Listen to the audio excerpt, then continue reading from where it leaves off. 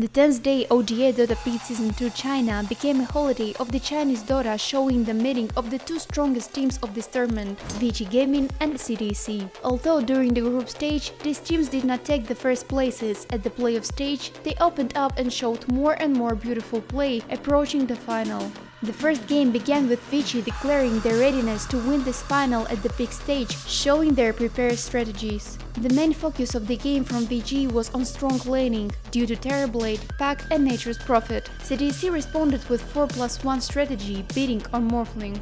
At the laning stage, it is worth nothing a good play from Earthshaker, who, realizing that the combination of Morse and Clockwork on the top lane cannot interfere with the collection of gold by Nature's Prophet, went to the mid. The result was Ori's first blood on Pack, who was beginning to gain the upper hand over his opponent. In the bot, Terrorblade felt great with the support from the Lich, while Saint King could neither get enough gold from the lane nor kill the enemy's carry with the help of the Sky Mage. The first attempt to turn the game in their favor, aimed together with their team, spent on the 37th minute. Thanks to the Terrorblade careless play, Morphling got a metamorphosis and entered the raw speed, very quickly killing Roshan and taking possession of the Aegis before the Vici could react. The fight on the 39th minute became a chance to win. Morphling managed to catch and quickly kill Nature's Prophet, but in punishment for this he lost the Aegis at the hands of the heroes of Vici Gaming, who approached. Seeing the move from CDEC, Young made a buyback and rushed to join the fray that was already beginning. Although the Dire managed to kill the Lich and Earthshaker in exchange for only one Sky Mage, they could not continue the fight due to lack of resources and began to retreat, sacrificing Clockwork.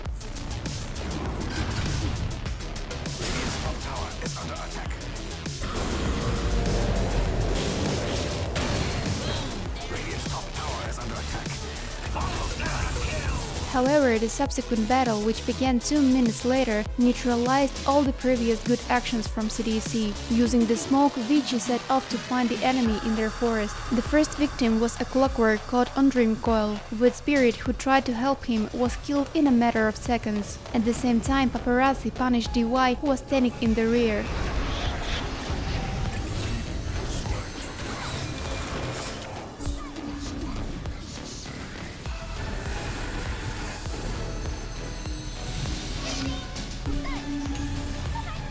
In an attempt to get around the fight and go in the back, Earthshaker was caught, but at the same time, despite the presence of Metamorphosis, Morphling was killed. Terrorblade's 7,000 gold advantage affected. Realizing that their opponents were outnumbered, CDEC carried out a series of buybacks, but by the time the course returned to the fight, Sky Mage had died. Although the Dire managed to kill Prophet with Terrorblade, the loss was immeasurably greater. During the battle, both Spirit and Clockwork were killed twice. As a result, all the advantage gained from the last actions was again lost.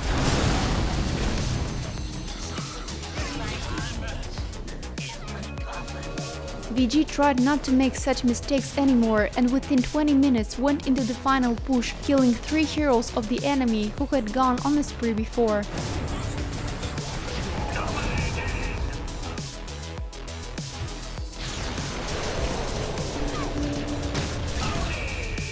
The first mistake was made by the Clockwork, which immediately after the buyback flew into the crowd of enemies, for which it was instantly destroyed.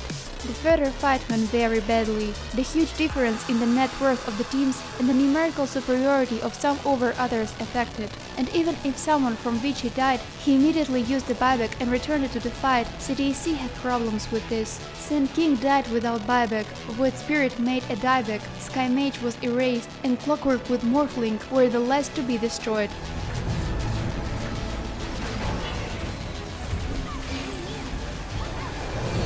Admitting defeat, XM called a GG.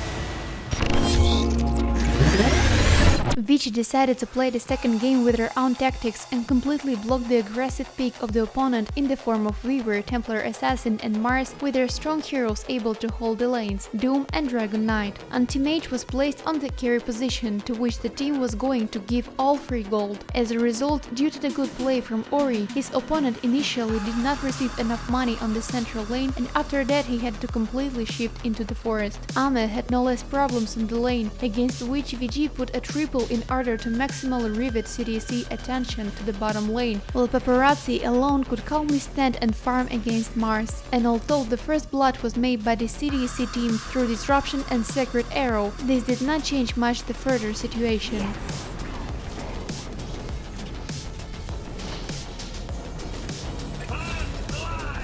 By the 18th minute, Anti-Mage had a net worth advantage of 1000 and health, and despite the comeback from Templar Assassin, Weaver was doing badly, and the lack of control over the Paparazzi hero made it possible to stop the enemy core farming. Already after 25 minutes, the first team fight showed how much stronger the AM of their opponents, especially with the support of the allies, which was difficult to penetrate due to the large amount of health and armor.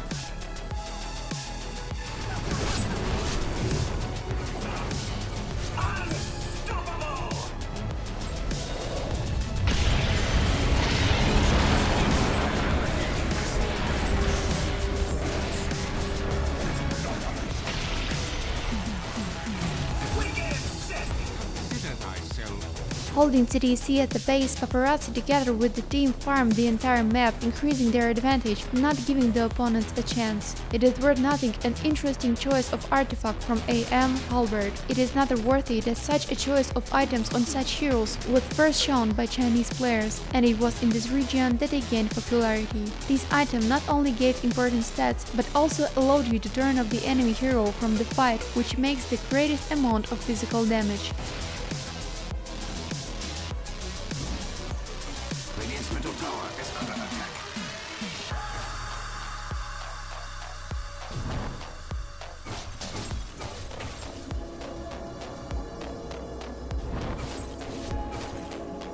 The last attempt to turn the game over was due to the mistake of Anti-Mage, who without a buyback was caught on the opponent's base by the camp from the Spear of Mars and the Arrow of Mirana. This time was enough to kill him, along with trying to help Phoenix. But the attempt to demolish at least one line from Ame and XS ended in failure. Despite the lack of carry, Vici showed what they are capable of. Weaver was turned off by Doom, and Templar Assassin was unable to leave the route of Trend Protector and Phoenix Supernova. No more such mistakes were made. After gaining an advantage in the form of an Aegis, Vici decided to catch an opponent who went outside the base. Unsuccessful, due to the death of the Doom, the start of the fight did not spoil the Dire's plans. Having lured the enemy to a convenient point for himself, Anti-Mage with the support of Trend Protector quickly turned off the Shadow Demon from the fight, and then did not release Mars, who used the ultimate.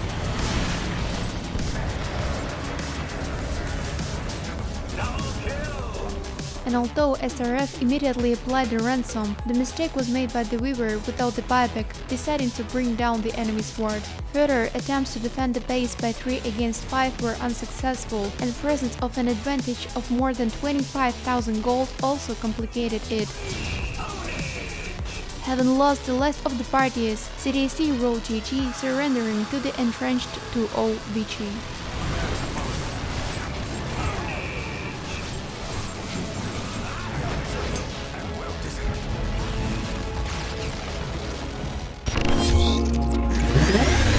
But by the third game, CDEC realized that they were on the verge of defeat and decided to open their signature heroes shown during the tournament: Spectre, Queen of Pain and Nature's Prophet. Vici once again took a pick for the game from Morphling, gaining power.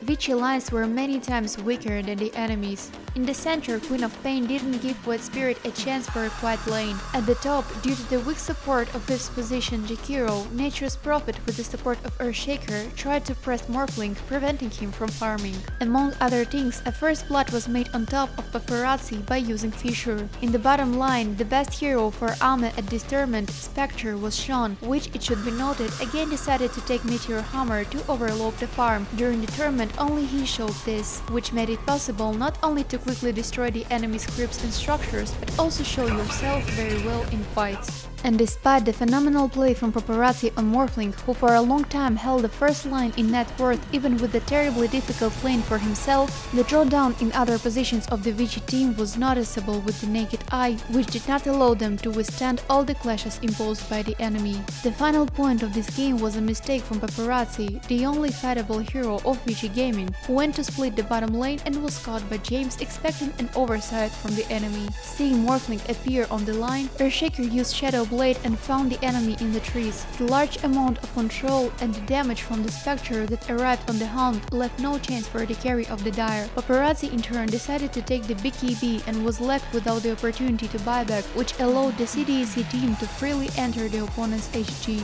Deciding to buy time for Morphling, Vici players tried to defend their base but were severely punished for this action. Having lost two sides, the Void Spirit and Mars, the Dire let down their weapons by registering the GG.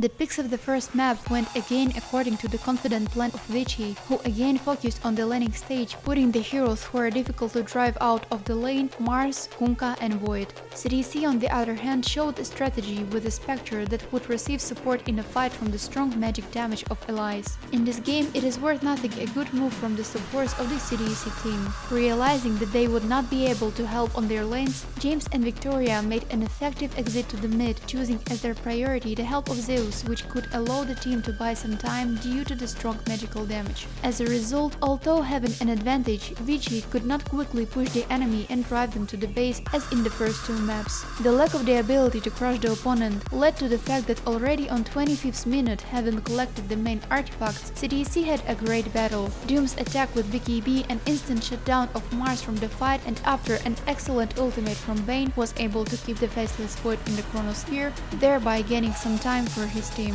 Spectre also played well, flew to the rear of the fight and killed Phoenix before he managed to do a lot of damage. The final point was the echo from the Earthshaker, which buried first Mars and then Orge and Kunkka. Left alone, Paparazzi lost his Aegis and then his life.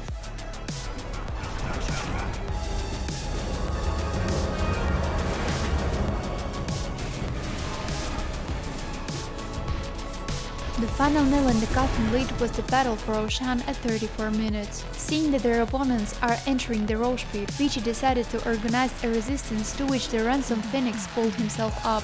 But it is worth nothing the excellent play from Doom, who jumped on the enemy, and his good ultimate in Mars, which Arena of Blood never used.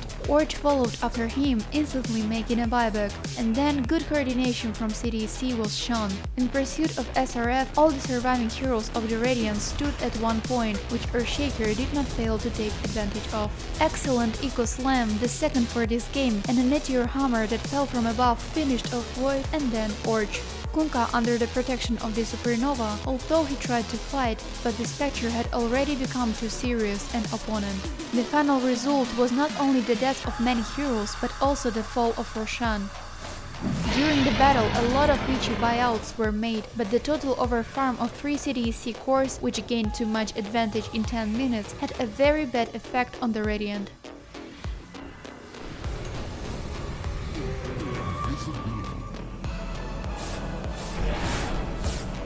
Despite the last attempt to turn the game around, everything was a foregone conclusion. Void could not do damage at the Chrono as he was caught in the ultimate from Bane, and the team that came to the rescue left no chance for survival for the recipient players.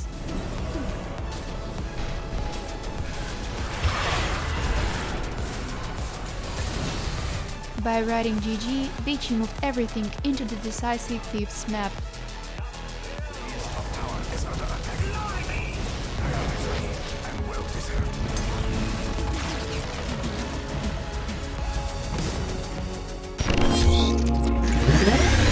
The last map of the tournament showed all the beauty of peaks and bands of teams pushing head-to-head two beloved cores with illusions, Terrorblade and Naga Siren. Although CDEC tried to win lanes, the difficulty was that the weakness of the opponent's cores in the initial game was compensated by strong supports helping to win lanes. However, Vici did not go without problems, and in every game, including this one, drawdowns of the team were visible, investing all available resources in one hero. First blood went to James, met in revenge for the stolen rune, but as soon as it came to team fights, the full power of the CDEC peak showed itself here. The death of Shaman from the supernova and attempts to escape from Vici resulted in a waste of the most important spells. On the one hand, Doom was used to block the Terrorblade teleporter, on the other, a defensive arena was established. But the most important action was taken by Naga Siren. After killing the Titan in their forest, the carry of the Radiant set off to cut across the opponent with the included Song of the Siren. As a result, 4 out of 5 heroes of the Forces of Darkness died while not killing anyone in return.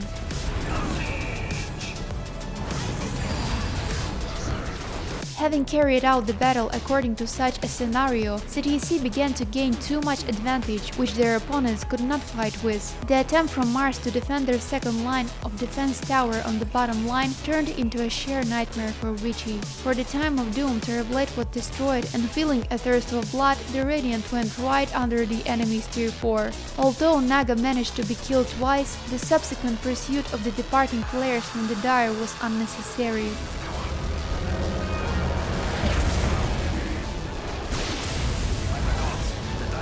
Catching the enemy on the turn even without their carry, CDEC destroyed everyone who stood in their way. Realizing that the advantage was too great, Vici resigning themselves to defeat wrote GG, giving the last card to the enemy. As a result of this game, CDEC became the champions of OGA Dotapit Season 2 China, having received $37,521 for the victory. Their opponents had to be content with $19,494 and the second place.